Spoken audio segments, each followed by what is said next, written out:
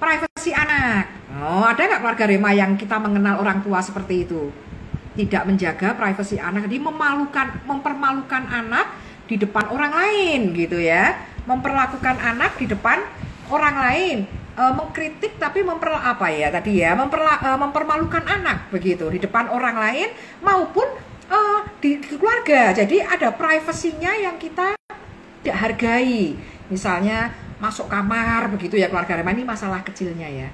Kita nggak ketuk pintu langsung kepingin menjebak anak ketika anak sedang kita kepingin tahu dia sedang belajar atau sedang tidur gitu ya. Ini termasuk toksik keluarga Rema. Karena apa? Karena orang tua merasa atau memperlakukan anak itu bukan sekutu. Waduh, kalau boso Jawone itu orang Semarang itu mungkin tahu apa ya keluarga Rema, menjadi bolo buat anak-anaknya ya. Tapi kalau yang ini yang apa namanya yang toksik, dia tidak menjaga privasi itu merasa seakan-akan bahwa si anak ini adalah musuhnya, sehingga yang perlu diawasin, perlu dengan sembunyi-sembunyi ngawasin anaknya. Ada nggak keluarga Rema? Nggak ada ya. Nah, sebelum sampai ke yang berikutnya, apa kabar nih Kak Dita, Kak Ike Bisnis, Kak Natalia Cokro, Kak Karin BKT? Iya, apakah ada pengalaman tentang toxic parenting ya? Ini mungkin ada beberapa yang belum mendengarkan, belum bergabung di sesi awal. Ini temanya adalah toxic parenting. Nah, tadi saya sampaikan toxic dan obat itu sebetulnya sama ya, tapi karena salah dosis jadinya meracun gitu. Nah, ini kita racun parenting yang racun seperti apa? Tadi ciri-ciri di sesi 1 sudah ada. Tapi sepertinya ada kesalahan teknis sehingga ketika saya upload nggak ada suaranya di Instagram ya. Toksik banget ya keluarga Rema ya. Ya. Nah, tapi moga-moga yang ini nanti ada suaranya. Nggak tahu kenapa nanti dibetulin ya. Nah, yang tadi yang berikutnya adalah ciri-cirinya tidak terlalu kritis pada perasaan anak dan suka memperlakukan anak dengan tidak menjaga privasinya, apapun, termasuk mempermalukan anak di depan orang lain. Itu loh anak saya itu, males banget itu, gitu ya. Itu termasuk tadi seakan-akan ingin menjebak anak ya, membuka kamar anak gitu, tanpa ketuk pintu. Nah, itu termasuk toksik karena intinya bukan di masalah itunya. Intinya adalah bahwa orang tua menganggap anak adalah musuh yang perlu diawasi. Padahal anak itu ada di pihak orang tua. Orang tua di pihak anak. Jadi bareng. Moga-moga keluarga Rema bisa merasakan ini ya. Bukan musuh yang harus kita awasin, dicurigain, bukan. Tetapi orang tua sekutunya anak. Nah, ini kalau sekutu oke. Tapi kalau menjadi musuh itu racun namanya keluarga Rema. Kira-kira seperti itu ya. Terus yang lain-lain. Kalau bukan musuh tapi milik, Bu. Jadi orang tua terlalu ya. Anak itu milik gitu. Terlalu milik kamu juga ya. Jadi seperti maaf zaman-zaman dulu itu kan kalau orang kaya punya budak. Oh ya. Slave gitu. Punya budak. Jadi budaknya ini kan punyanya. Miliknya gitu ya. Jadi harus mau diapa-apain ya harus mau, dipukul, apapun ya, tak boleh tidur ya harus mau gitu. Nah, kalau apakah ini termasuk ciri ya Bu ya? Jadi milik ya, protek gitu ya. Diprotektif banget bahwa ini anak milik saya gitu. Nah, karena milik maka diapain mau tadi seperti yang diciri-ciri di sesi 1 tadi, yaitu pokoknya karena ini milik bisa sangat sayang banget. Nah, sayang banget itu sebenarnya bukan sayang sih, tapi udah toksik gitu. Jadi kalau dia punya masalah, saya yang maju duluan. Ini anak saya, anak milik saya gitu. Jadi sekolahan, wah guru-guru jangan macam-macam sama anak saya loh ini. Saya bayarin anak saya. Nah, itu termasuk gitu. Tapi di sisi lain juga seperti yang tadi Bunda Carmela bilang, mau saya pukul, mau saya apa, ini anak saya. Saya yang berkewajiban mendidik dia. Wah, jadi kemudian dia berperilaku kasar atau semaunya pokoknya begitu, semena-mena, sekehendaknya orang tua. Itu toksik juga keluarga Rema ya. Jadi itu semua dilakukan oleh orang tua oke loh keluarga Rema, asal dalam porsi yang cukup. Misalnya dia nangis, kita bilang kok jangan nangis toh, ya nggak apa-apa sebetulnya. Karena kalau porsinya tepat ya. Jadi seperti yang saya pernah sampaikan ke keluarga Rema, ada yang 3 kolom itu loh keluarga Rema. Pensil kesayangannya hilang, kolom 1, kita lihat perasaannya sedih. Ya bener toh berarti. Tapi perilakunya sedihnya seharian, nggak ngapa-ngapain, cuma nangis terus. Nah kita marah kan ya pantas keluarga Rema, itu bukan toksik, karena pas porsinya. Nah yang menjadi tidak pas itu karena pensilnya hilang, dia sedih, bilang jangan nangis terus toh, makanya hati-hati kalau menyimpan barang itu hati-hati, bla bla bla bla bla, tidak ada solusinya. Nah itu toksik keluarga Rema. Nah seperti itu. Jadi kalau semua dosisnya pas, oke, gitu ya keluarga Rema ya. Baik, sekarang lanjut nih Bu. Apa yang menyebabkan orang tua jadi seperti itu? Jadi kita kan pengen ya supaya para orang tua ini kan, Bunda ini membahas buah hati kita ya Bu ya, buah hati Anda. Iya. Nah kita mencegah orang tua berlaku toksik ini kepada anak-anak. Apa sih yang menyebabkan orang tua menjadi toxic parents?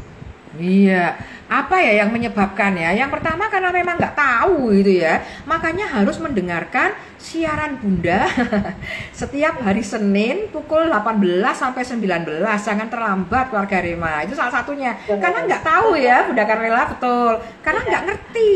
Karena nggak tahu, oh bahwa begini itu cara memotivasi anak. Kalau padahal itu tidak selalu begitu. Karena ketidaktahuan ini memang sangat jahat ini keluarga Rema. Maka kita harus update, harus belajar, itu penting ya. Dan faktor-faktor yang lain banyak sebetulnya keluarga Rema. Tapi kalau nanti saya cerita, ini jangan dijadikan alasan loh keluarga Rema ya. Jadi apa kabar dulu, saya mau nyapa dulu dah. Kak Felicia, Kak Maya, ya, Kak Ndapungki ya. Kak Meta, Kak Leonardus Devi, Leonardus betul, Kak Muhammad, Adida Tamsil Muhammad, Idam Tamsil, ya bisa baca sekarang ya. Kak Maya Sari, apa kabar ya? Apakah pernah ada pengalaman Kak Daniel melihat orang yang toksik, Kak Fidel? Iya, jadi penyebabnya apa? Kalau nanti saya ngomong jangan dijadikan alasan ya keluarga Rema ya. Jadi tadi karena tidak tahu, itu pasti harus tahu. Maka untuk jangan pernah beralasan, wah orang tua itu nggak ada sekolahnya. Lah ini Senin setiap hari Bunda itu ngapain coba setiap Senin? Iya kan keluarga Rema? Ya benar nggak Bunda Carmela? No, kok selalu ikut terus, mungkin selama 5 tahun kita udah jadi magister lah paling enggak. Magister parenting, oh ini ya betul ini. 5 tahun ada ya Bunda, lebih kayaknya malah ini ya. 5 tahun atau berapa ya? 2013 aja sudah 8. Iya sudah menjadi S2, S3 parenting ini ya.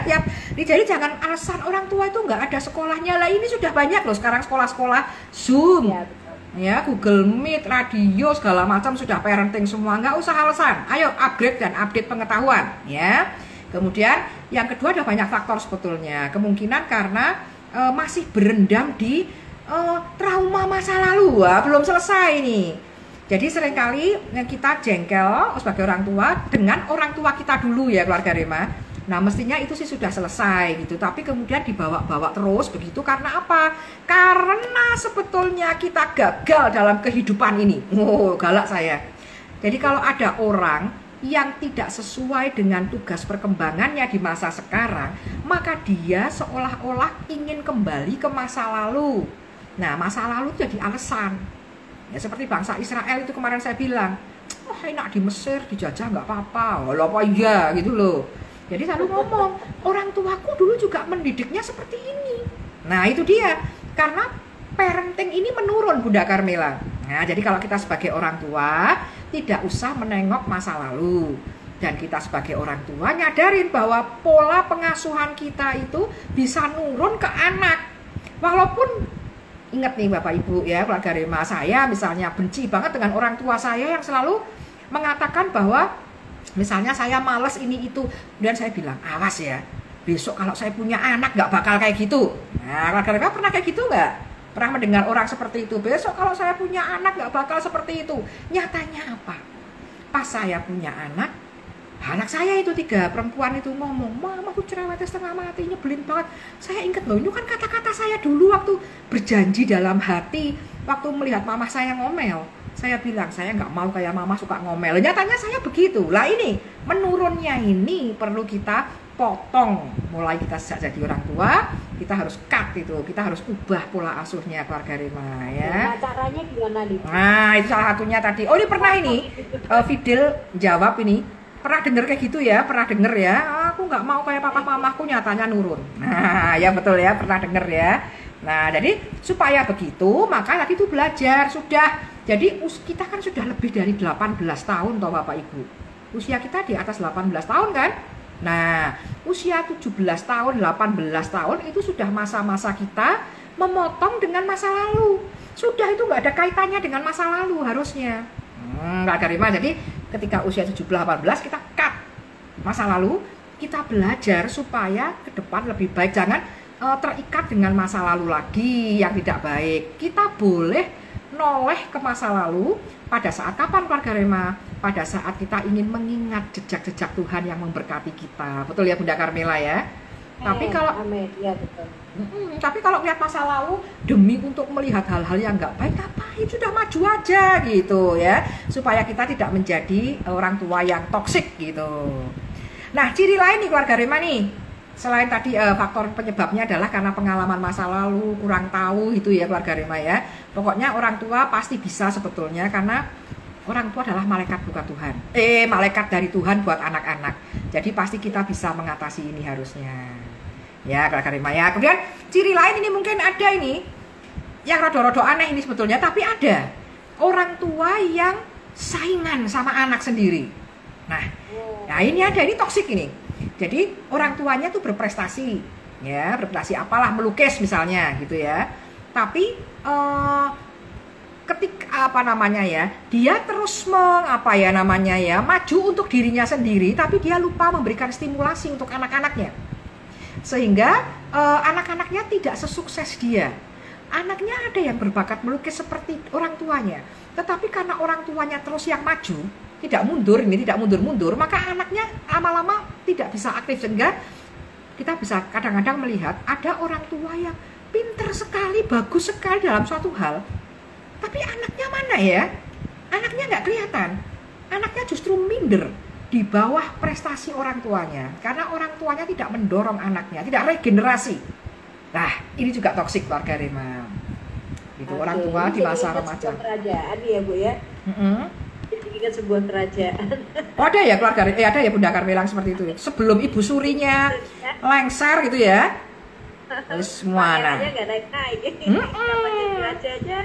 Nah, itu dia. Kadang-kadang anak diajak saingan oleh orang tuanya. Gitu. Jadi kalau orang tuanya nggak regenerasi, nggak mundur, begitu bagaimana anaknya bisa maju? Jadi yang nampak hanya orang tuanya terus begitu. Ini seringkali terjadi begitu. Apa kabar Bu Iin? Ya ini bergabung ini ya. Ya silakan kalau ada komentar begitu boleh silakan tentang toxic parenting. Jadi intinya toxic parenting itu kayaknya mungkin baik tapi dosisnya kelewatan gitu ya. Jadi membuat anak-anak tidak mandiri ya.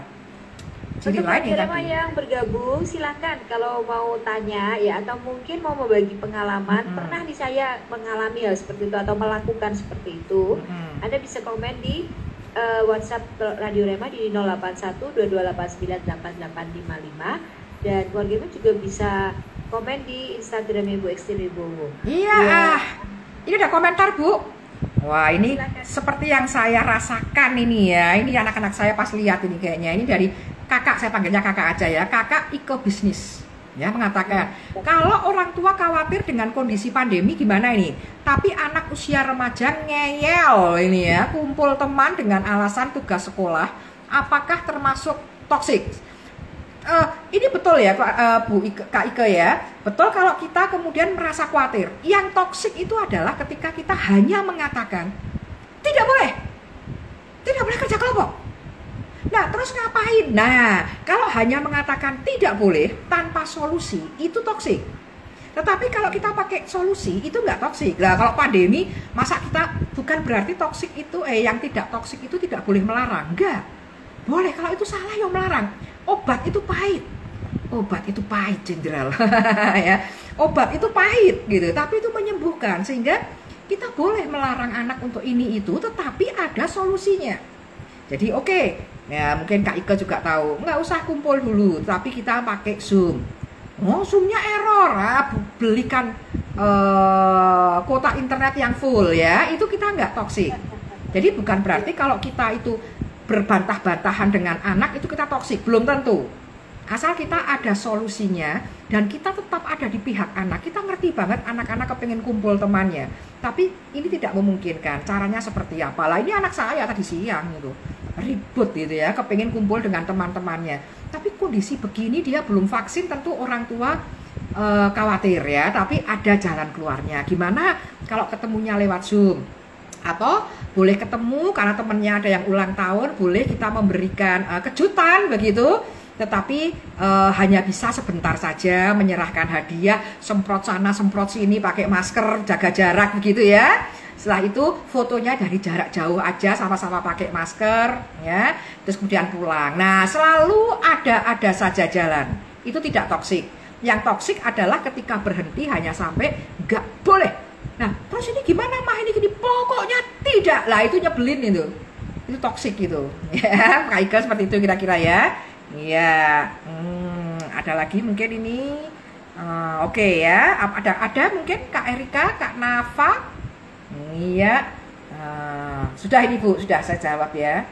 Jadi tidak selalu kalau kita berdebat kita toksik, tidak ya. Iya seperti itu. Seperti obat kan kadang-kadang juga nggak enak gitu. Nah tadi ada yang saingan, silahkan. Ada yang saingan. Maka ada ini ya Ibu Bunda Carmela ya, ada iklan yang bagus ya, yang mengatakan bahwa saat anak-anak kita berprestasi dan mengalahkan prestasi orang tuanya, disitulah kemenangan orang tua. Saya ulang ya, saat anak mengalahkan kita, mengalahkan prestasi orang tua, disitulah kemenangan orang tua. Harusnya begitu. Jangan ketika anak sudah remaja dewasa, orang tuanya aja yang berprestasi, anaknya kemana gitu. Itu termasuk toksik loh. Nah ada loh keluarga Rema, ini contoh yang kecil, remaja-remaja perempuan tuh loh Bunda Carmela, yang merasa minder dengan mamahnya. Nah, ada nggak nih, mamahnya cantik banget, kayak Bu Ekstin. Oh ngawur nih ya. Jadi aku sampai nggak berani kemana-mana Bu, karena kalau kemana-mana mamahku itu yang dipuji-puji orang. Nah mamah orang kenapa? Modis, cantik. Lah kamu, lah aku kan nggak bisa merawat diri. Nah yang ditanyakan adalah kenapa mamahnya tidak mengajak anak untuk perawatan juga, sehingga anaknya harus lebih menonjol. Nah mari mamah-mamah nih, mulai dari sekarang jangan saingan kalau punya anak gadis seperti saya ya, jangan saingan, tapi anaknya harus ditonjolkan supaya dia pede. Contoh kecilnya seperti itu Bunda Carmela. Oke, Bu Esin, ini ada Ibu Mada Dewi di Ungaran. Ibu Mada Dewi. Iya, halo, apa kabar Ibu Mada? Mada Bu, bukan Mada. Mada ya. Ya. Mungkin itu saja Ibu Dewi gitu ya Bu. Iya. Ya. Ini Ibu Dewi bertanya, bagaimana kita harus bersikap kalau kita berteman dengan orang tua yang toksik? Oh iya. Kita punya teman toksik gitu. Caranya gimana? Nah, ya tentu saja Bu Mada ya, kalau seseorang itu bisa sembuh dari keracunan, ya, dari toksik, kalau dia sendiri kerasa dulu bahwa saya nggak pas ini, itu the best prospect gitu. Itu enak banget kalau ketemu orang yang saya kayaknya kok toksik, gimana ya Bu Mada, harusnya gimana. Nah itu enak banget ya. Tetapi kalau dia sendiri nggak sadar, nah ini emang agak repot. Kita bisa menyadarkan dengan cara ya langsung ngomong, nggak apa-apa kalau kita akrab ya. Sepertinya nampaknya kamu lebih baik jawabannya. Jadi kita nggak usah mengatakan tetapi kalau sama ini Bu. Jadi kalau kita melihat dia toksik dengan anaknya, kita sampaikan yang dikatakan oleh ibu itu benar. Dan nah ini dari kita nggak ada pertentangan nih. Dan nanti ditambahi ya Bu pakai solusi. Gitu, jangan kamu tadi ngomong sama anak hanya dogma doang. Harusnya kamu begini, itu nanti kayaknya memerintah gitu. Pakai kata sambung. Ngajari ya Bu. Ngajarin ya. Enak. Tadi kamu ngomong sama anak, ayo belajar. Keren loh itu nasihatnya. Dan ditambah dengan nah solusinya. Nah jadi kata-katanya, kata sambungnya pakai dan. Jadi tidak menolak apa yang dia lakukan, tidak kita tentang, tapi ditambah ya dengan saran kita. Tapi ya Bu ya. Jangan tapi kamu tuh baik loh tadi. Tapi wah susah sebel banget ya. Tapi sebel, kesannya di orang tuh kayaknya menyerang gitu. Pakainya dan ya. Nah, kemudian boleh loh Bu, Ibu memberikan ke ini apa namanya, memberikan informasi bahwa ada siaran Bunda. Duh, Bu Eksti ini kok marketing banget ya. Ada siaran Bunda tiap hari Senin loh Bu. Nah, ini kita ngasih tahu tapi nggak langsung. Memberikan bacaan-bacaan yang baik untuk Ibu ini. Atau dari pihak ketiga ya, pihak ketiga yang juga dihormati oleh si orang tua tersebut. Kita nyampaikan ke orang ketiga itu baru dikasih tahu gitu. Atau Bu Mada bilang, kita ikut yuk seminar atau apapun, boleh ya, seperti itu. Silakan diberi bacaan, diajak seminar, kira-kira seperti itu Bu. Nah, kalau enggak kalau enggak mempan juga, memang sepertinya kita perlu menunggu Roh Kudus untuk berkarya ini. Ini memang Roh Kudus ingin berkarya Bapak Ibu ya. Jadi jangan patah semangat, lakukan yang terbaik. Itu beberapa cara begitu ya. Terus ada yang mengatakan ini Bunda Carmela. Nanti kalau Bu Mada belum kejawab boleh WA lagi ya. Kakak Imnatasa ya. Saya terkadang seperti itu. Yang seperti itu yang mana tadi? Yang ada banyak yang saya ngomong ini, apakah melihat orang yang saingan dengan anaknya atau yang mana ya? Boleh komen lagi di Instagram saya ya. Kemudian ada Kak Navara Viana. Izin bertanya, bagaimana cara menyikapi orang tua yang strict parent yang mengakibatkan toksik untuk anak yang menerimanya? Bagaimana sikap anak yang seharusnya diberikan kepada orang tua? Nah, pertanyaan yang pertama sama dengan Ibu Mada tadi. Ya, bagaimana kalau kita melihat orang tua sedang toksik? Tadi sudah saya sampaikan. Nah, sekarang bagaimana sikap anak? Ini anak-anak ada yang mendengar Bu Eksti nggak nih? Ada nih, Narwastu nih ya. Narwastu ini seorang anak ini ya. Nah, kalau seorang anak, kewajiban ke orang tua itu adalah hormat. Wes itu. Tidak setuju dengan orang tua boleh, konflik boleh, tapi hormat enggak boleh. Tidak hormat, harus hormat. Nggak boleh tidak hormat. Bahasanya negatif semua angel. Pokoknya harus hormat, ya. Benci, sebel karena ada masalah nggak apa-apa, tapi hormat. Karena di dalam 10 hukum Tuhan, hormat itu ada bonusnya loh. Hormatilah ayah ibunya karena bla bla bla. Ini buka Alkitabnya. Itu ada bonusnya itu. Nah, perintah lain nggak ada bonus. Bunda Carmela apal banget ini ya. Nah, jadi hormat itu wajib. Kalau orang tua tidak memahami kita harus menyampaikan, kita sebagai anak, jelasin. Karena nggak ada orang tua yang jahat, yang adalah orang tua yang tidak tahu gitu. Jadi perlu jelasin. Kalau jelasinnya nggak bisa, pakai orang ketiga juga boleh. Kita minta tolong ke orang ketiga. Seperti tadi ya. Untuk minggu depan kita bakal membahas tentang sikap anak gitu. Oh iya, minggu depan, jangan kemana-mana. Ya. Terhadap orang tua yang toksik, kalau kamu merasa bahwa punya anak, kemudian punya orang tua yang seperti itu, bagaimana caranya? Nah, ini bakal kita bahas habis di toxic parenting yang kedua, bagian yang kedua. Oh iya.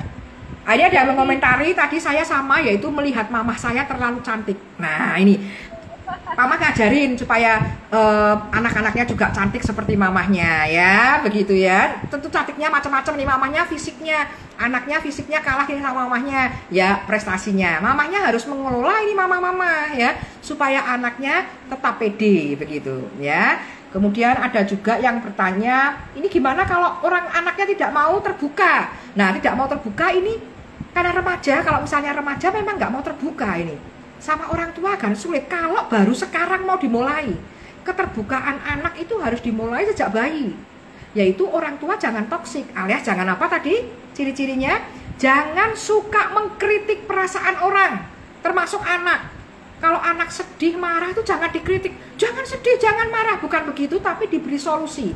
Karena kalau kita lebay seperti yang saya sampaikan di sesi 1, anak kemudian menarik diri, tidak mau terbuka dengan orang tuanya. Nah, kalau memulainya di masa remaja memang agak sulit, agak berat. Perlu ada pihak ketiga kalau perlu, ya. Sehingga kenapa anak nggak mau terbuka? Tentu pernah orang tuanya memberikan reaksi yang tidak sesuai. Terlalu lebay, terlalu kritis, mungkin begitu. Kira-kira seperti itu ya Kak ya? Iya, seperti itu. Wah, ini tambah malam, tambah panas ini ya. Tambah panas, apa kabar? Rame. Iya. Nah, Ibu Mada mengatakan terima kasih Bunda Carmela dan Ibu Extin atas inspirasinya. Berarti tadi sudah menjawab ya Ibu ya. Ya semoga ya. Kalau orang tua ini mendengarkan Bunda udah menyadari, kemudian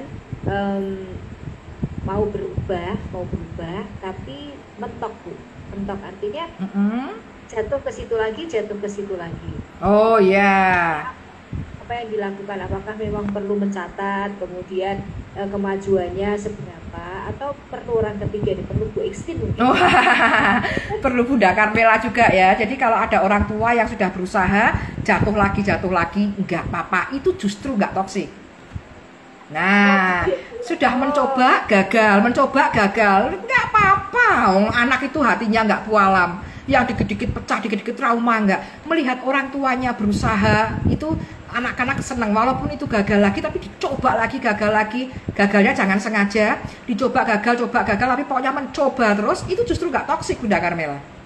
Itu bukan toksik. Yang toksik itu justru yang ngeyel gitu ya. Wah ini terakhir Ibu kayaknya ada komentar Bu dari Kak Sarah, adikku tertutup dan ya menjawab nih, tapi orang ketiga bisa kakaknya gak Bu untuk beri pengertian? Bisa, orang ketiga siapa aja bisa. Kalau orang tua dan anak ini ada masalah komunikasi, orang ketiganya ini nggak harus pendeta, ahli apa gitu, nggak harus. Kakaknya boleh, paman, bibi, opa, oma, nggak masalah, boleh. Jadi menjadi jembatan begitu ya, gitu Kak Sarah ya. Mungkin maksudnya gitu ya. Ya, silakan. Ya, puji Tuhan ya ada kakak-kakak yang mau berperan dan mau terlibat ya untuk adik-adiknya, luar biasa sekali untuk Sarah. Nah, Ibu Extin ini sudah 3 menit kurangnya dari pukul 7. Waduh. Tidak terasa tiba-tiba udah hampir Iya. Ini Bu In komentar betul ya Bu, kayak novel Hatiku Bukan Pualam ya, kayak film zaman dulu tuh, Hatiku Bukan Pialam. Ya betul ya. Asal orang tua berusaha, maka itu bukan toksik. Orang tua yang toksik itu orang tua yang ngeyel, tahu salah tapi tetap melakukan. Jadi kalau mencoba salah nggak apa-apa, dan terakhir tetap harus mencoba ya. Baik. Apakah ini mungkin pertanyaan saya terakhir, apakah orang tua untuk kesalahan, kegagalannya itu, jadi kan sudah mencoba gagal gitu, dia harus minta maaf ya Bu? Betul. Ini mama begini begitu. Betulnya maksudnya tidak seperti itu. Bisa. Gitu. Iya. Minta maaf seperti model di sinetron boleh. Maafkan mama ya nak, ku menangis gitu boleh ya. Tapi kalau memang misalnya tidak bisa seperti itu, saya kok canggung banget ya, di budaya saya nggak ada permintaan maaf yang melo begitu, nggak apa-apa. Langsung melakukan apa ya istilahnya. Oke, baik, misalnya habis dihukum selesai, kemudian di follow up, oke, mama masak bakso nih, kita makan yuk. Nah itu juga termasuk minta maaf Bapak Ibu. Jadi kalau Bapak Ibu merasa bahwa budaya di keluarga saya nggak nyaman ya kalau minta maaf melo-melo begitu, Bapak Ibu gunakan budaya masing-masing di keluarga, nggak apa-apa ya Bu ya, atau jalan-jalan atau seperti itu. Iya, gitu. Nonton Korea bareng ya. Betul sekali. Iya. Oke. Baik keluarga Rema, sampai di sini perjumpaan kita di acara Bunda pada hari ini. Karena ini sudah kurang 1 menit ya, hampir selesai. Oh iya, hampir selesai. Mohon maaf kalau ada perkataan yang kurang berkenan. Ya, saya Terima juga. kasih sudah menjadi Terima kasih buat keluarga Rema semua. Ya. Diberkati untuk memberkati. Shalom. Shalom, sampai minggu depan.